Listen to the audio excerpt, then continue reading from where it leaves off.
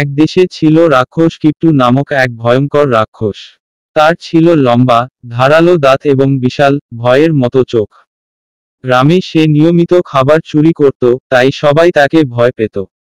তবে একদিন এক ছোট্ট ছেলে অয়ন কিপ্টু রাক্ষসের সামনে এসে দাঁড়ালো। অয়ন বলল, তুমি কি জানো তুমি খাবার চুরি করছো আর আমাদের কষ্ট দিচ্ছ? কিপ্টু হেসে বলল, এটাই তো আমার কাজ। আমি রাক্ষস, আমি খাবার চুরি করি। অয়ন চিন্তা করে বলল, তাহলে তুমি একদিন কষ্ট পাবে, কারণ চুরি করলে কেউ তোমাকে পছন্দ করবে না। তুমি যদি ভালো কাজ করো, তাহলে সবাই তোমাকে ভালোবাসবে। কিপ্টু কিছুক্ষণ চুপ করে ভাবল।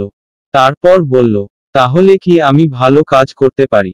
অয়ন হেসে বলল, হ্যাঁ, তুমি আমাদের সাহায্য করতে পারো।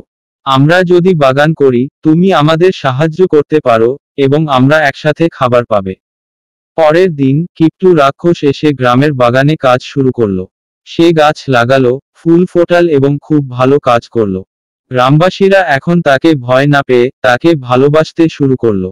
কিপ্টু বুঝতে পারল, তার ভালো কাজের জন্য সবাই তাকে বন্ধু হিসেবে গ্রহণ করেছে।